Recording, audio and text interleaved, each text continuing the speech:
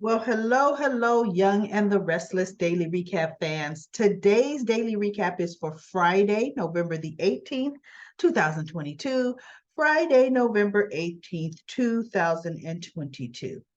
Okay, let's talk about the what I'm not going to talk about. Nick and Sally, let me walk you to your door. Well, thank you. Well, good night then. Would you like to have a drink? Come in. Guess what? They end up in the bed. It's just horrible, horrible. There's no chemistry there, no passion. That I mean, it's just it's like the worst mixed match in a couple, right? And why is it after every time they have sex? Gee, I didn't know this was gonna happen. Really? That's the only way it has happened for you guys. It has never happened because they were close. They have a close relationship.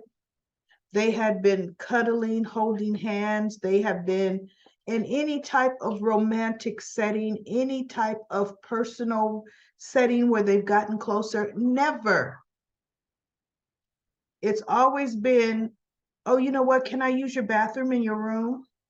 And then we jump into bed. That's it. They don't even have passionate kisses goodbye. Like he goes, well, okay, see ya. There was not even a kiss. Those two, I don't see it, can't stand it, and I'm ready for it to stop being shown, right? So then we also have, let's see, that was pretty boring on their part. Phyllis running into Tucker at Society. And the conversation Phyllis was having with him, to me, it's like, Phyllis, you know what? You could be ruining all of the work that Ashley has made because Phyllis had to go in and start talking her Phyllis talk about, I know everything. Well, of course you know. Tucker knows Ashley's working with you. And there's more to what you've been up to. There's more to you. I mean, Phyllis was just being Phyllis. I fast forwarded their conversation because it was needless.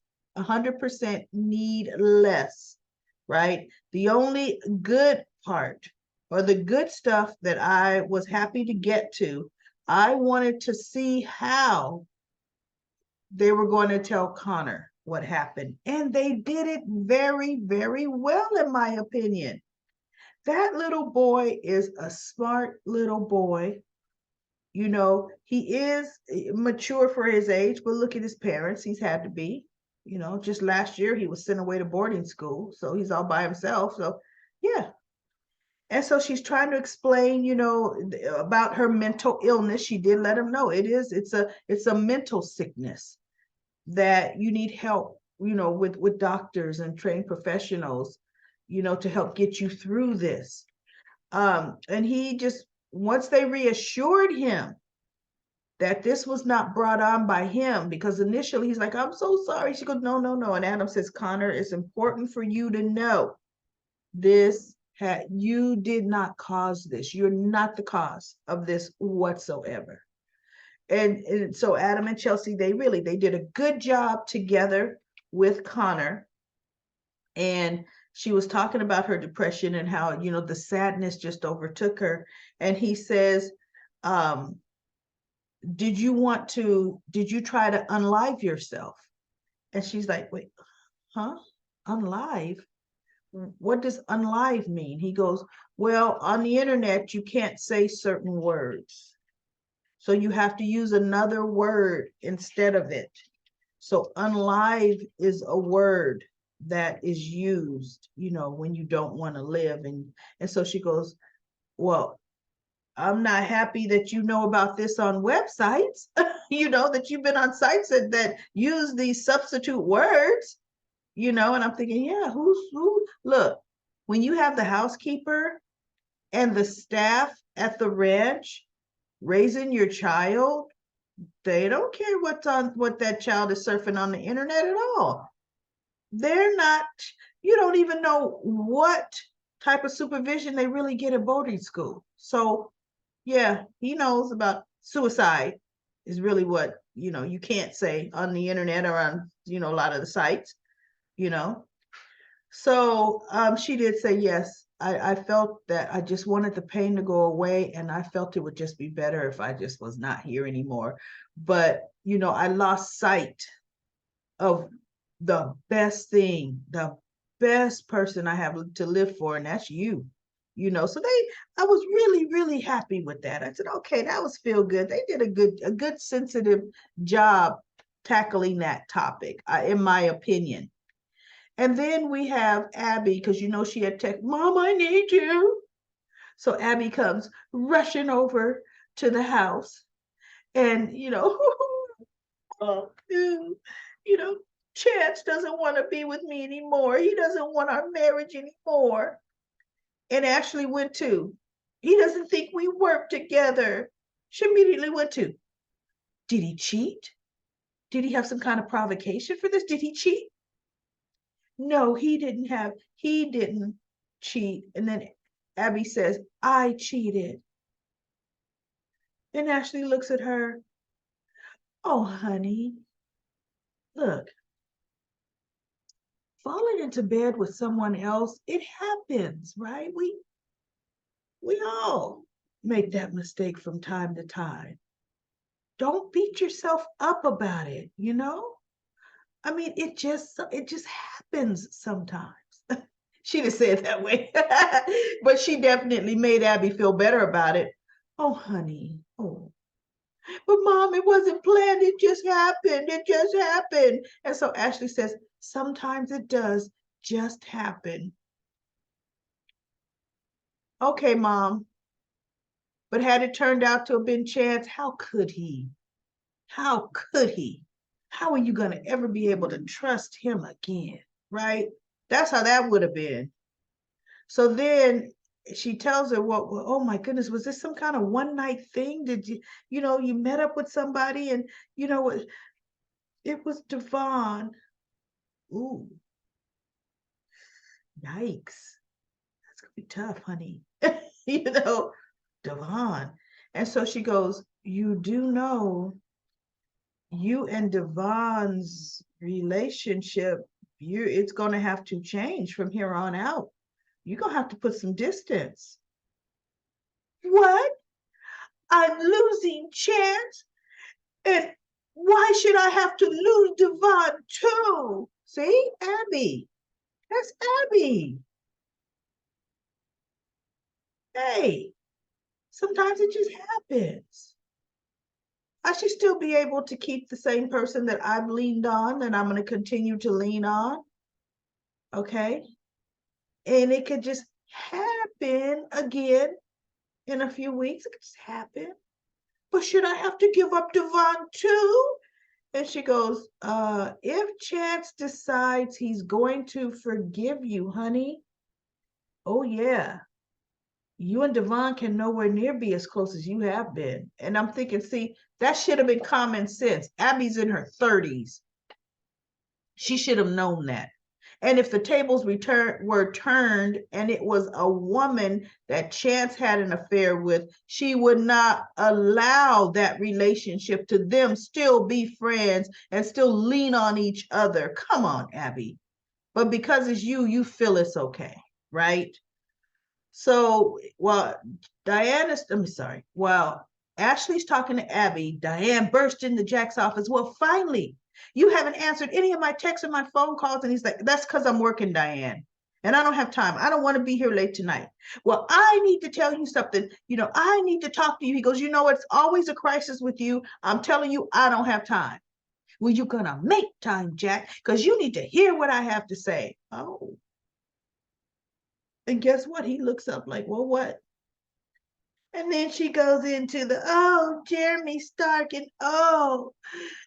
Nikki and Phyllis and Tucker. Nikki and Phyllis and Ashley want to put into Jeremy's head, because he's going to be released soon, that I had something to do with him being put away. And he's going to want revenge, Jack.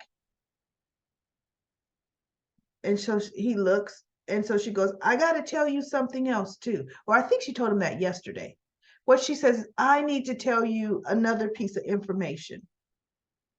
And he says, now what? Yeah, she told him about Jeremy wanting revenge yesterday, possibly, right? No, because she hadn't met with Ashley. No, she told him that today because the women cornering her, she couldn't find Jack after, so he doesn't know about that. So she told him about that, right? And then she goes, and that could be dangerous. And then what I didn't tell you, Tucker's real reason. This is why Tucker's also a threat and a danger, and you got to watch out for him. He originally wanted me to get him the confidential financials on Jabot. And Jack looked at her and said, wait, what? And I didn't do it, Jack. I didn't do it. And because I didn't do it, that's why he's there. He's going to be trying to unleash Jeremy on me. And because I just couldn't do this to my son and to you and my grandson. And oh no, oh no. And he goes, when I asked you what else was there, you swore to me there was nothing else. You swore this to me. And Jack is looking at her and she goes, I did because I know. And I didn't say anything because, I was trying to mend things with Kyle and I was trying to really just snow you over, or just really just pull the wool over your eyes, Jack. So I couldn't tell you all that. Just like I really can't tell you all the other things that are going to come out that I'm going to say, oh, I couldn't have told you that then. She didn't say that, but he should have read that into it, because her excuse was, I think I was trying to mend things and I didn't want to drive a deeper wedge. That's why every time you asked me, was this it? I told you yes. Okay. And that justifies things. Well, that stupid Jack, there's usually another word that follows the word Jack, and it's an animal. So that stupid Jack bought it, and said, Ashley is leading the charge. You need to get her in line. You need to this, that, and I'm like, whoa, the ultimatums here. Whoa. And Jack is falling. Wow. So Jack goes home and he is steaming, and Abby was just leaving. He goes, Ashley, I need to speak to you. She goes, I'm in the middle of something, Jack. Because Abby was still crying, not crying, but still, she was consoling Abby on the couch. And he goes, well, this is important. She goes, I said I'm in the middle of something, right? And that Abby goes, that's okay, Mom. It's okay. I'm leaving anyway. So Abby leaves and Ashley looks at him. He goes, you couldn't wait. And he tore into Ashley about Diane. I told you to drop it and leave it alone. And she looked at him. She goes, I don't do what you tell me to do. you know, like I do what I want to do. What, huh? And so he's saying how this could bring trouble, that you're going to bring a dangerous smell. He's just going on and on. He goes, and then, you're so busy. You're so busy trying to just drive Diane out. Yeah, your Tucker, the one you working with, did he tell you he had Diane? He told her to get financials on Jabot. He's using you. He's using your hatred for Diane, while he's really trying to steal the family's company. Did he tell you that, Ashley? And Ashley's just looking straight ahead like, I didn't know that, but Tucker would do that. She's just standing there. She's not saying nothing, right? Now, I'm surprised she didn't come back and say, what makes that the truth? What part of Diane telling you this, Diane who has lied about everything, what part of this is the gospel, Jackie? Because if I ask Tucker and he says Diane is absolutely lying, trying to deflect, and I choose to believe him, Jackie, who's right? Who's right? Because Jack will say, that is exactly Tucker's MO. You know what? Score 1 for you. That is his MO. But score 5 for me. Diane has done this, and this. Lied about all this. And is about to bring trouble in. See, where they're not realizing, don't nobody have to tell Jeremy Stark where Diane is at. Jeremy was not poor. He probably already knows where Diane is at. Period. 100%. He knew where Diane Jenkins came from. So it doesn't take a brain surgeon to know she's probably back in Genoa City. That's the first place I'd look for her. But that's all Diane. And Jack is okay with it. Now, Jack is not going to tell Summer that Diane omitted that bit of information now, is he? He sat there at the table that Jack, right? That other word that follows it is kind of like a donkey, but they call it something else. That Jack told her, we're going to keep a lookout together, Summer. We're gonna, if we see anything, we're gonna protect Kyle and Harrison, you and I together. No, Jack is covering it up. He is sweeping it under the rug and trying to silence everybody else about Diane. She knows exactly who to get. It's like she said, told the three, somebody in the comments said, 3 hyenas. I have Kyle and I have Jack on my side. That's all I need. You know, so that was the Young and the Restless today. It really, that was it. Nothing else good happened. And it's not that Jack's reaction was good. Jack's reaction was, you're going to get everything you deserve, Jack, where Diane is concerned. Now, they did have scenes, and Danny is coming, Phyllis's son. Now, I could have sworn, I know I saw in Soap Opera Digest, Daniel, his father.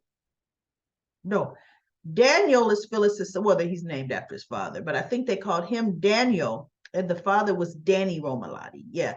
So I saw Danny, the dad, was coming to Genoa City. So maybe we're going to have father and son come, because Daniel, it shows him seeing Lily and then them hugging each other like, Daniel, you know.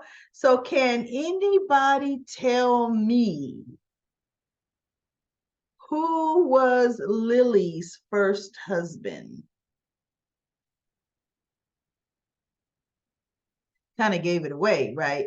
16 years old, ran away to LA with him. Parents got that thing annulled so fast their head could spin. When she came back, like, oh no, you're 16 years old. Lily was something else. Lily was Lily, right? Now let's go to Comment Corner. Comment Corner. Juanita says, I like Billy and Chelsea together, and I'd like them together and have their podcast. How's that supposed to work with Lily? If Billy and Chelsea are together, I think that would be a little bit rough for Chancellor Winters to let that podcast happen for Lily. I don't think she'd want to hear her ex-man and his new woman on the air every day. I don't see it. LaShanta says, Audra's lying. She was never pregnant, and Noah is too naive. I believe that too. Adam needs to focus on Chelsea, but he's mad about Billy's stepping up, because Billy is stepping up. Lily is too judgmental, and she downed him. Well, until he really told her the truth, I think. Billy's being a friend after Delia died, he went dark. Yeah. Aliska says, I worked in various mental venues for 15 years, and even though a person, as she put in Florida, could only legally be held for 72 hours, if they're a danger to themselves and others, depending on the severity of the situation, they would be encouraged to continue with inpatient. Yeah. And they didn't have to deal with the stress of everyday life and could receive intense therapy. Given Chelsea's history, she really could have benefited from an extended stay. Oh, I believe so too. I honestly believe that. Also, even in 72 holds, close families were often included in the treatment. Excellent. See, I didn't know that part. Thank you. From an expert point of view, thank you so much. Haven't seen yesterday's show yet. I'm saving it for the weekend, binging with today's episode. So I skipped watching your recap and went straight for a comment corner. Straight for comment corner. Oh my goodness. Well, thank you for your comments, because trust me that you gave some insight there with your experience. Medora says, I like Victor is grateful that she carried his I think Victor is grateful she carried his Abby Mariah. Okay, I can see that. Victor could be grateful that she helped Abby and Chance bring that baby. Okay, you know what, Medora, you might be right. Sherry says Chelsea was good with Nick. Yes, she was. I love Nick with Sally, but he seems like a creepy old man. You love Nick with Sally, Sherry? What? Shabritha says, only older women are complaining. They are 15 years apart. He's not that creepy old dude. I'm only 5 years older than the actress that plays Sally, still in my 30s, and have dated older and younger. Stop it with the hating. You know what, Sabritha? And I'm going to say this. It's not so much that we're hating on the age difference, because she just said, old dude, Nick's letting his gray show. We've all been hating on the non-chemistry between Sally and Nick. There are no sparks. There is no chemistry whatsoever. That's what we're hating on. It really so much isn't the age difference. Heck, Jack, when they put Jack and Sally, that was even further apart, right? In soap operas, they definitely have their little arm pieces, their little candy, eye candy on their arms. To me, I think the chemistry between Jack and Sally was better than Sally and Nick. Period. But anyway, Sabritha says, I think it's because Summer interacted with Sally. It stuck into my head. No, Sherry says that. You're right about the money. I am twice as old as you.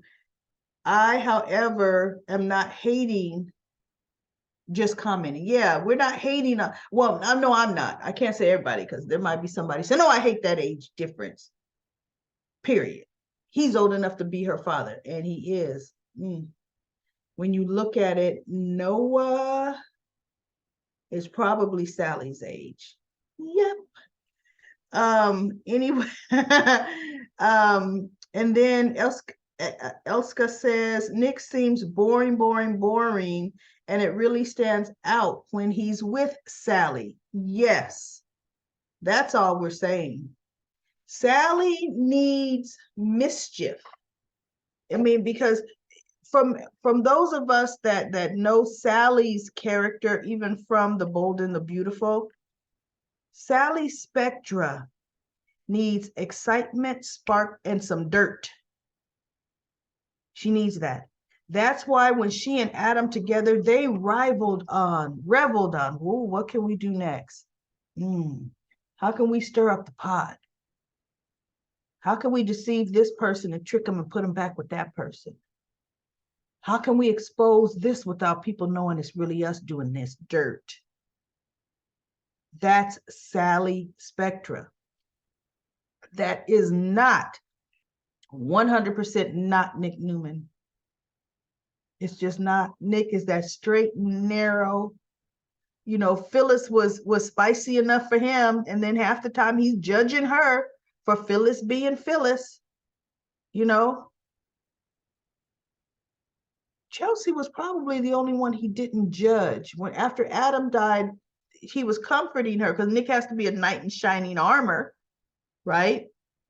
He was comforting her, but as a couple, they did well together. Parenting, they really did. He wanted to marry Chelsea. So, anyway, that is my daily recap for The Young and the Restless for November the 18th, Friday, 2022. I will be back on Monday with another daily recap.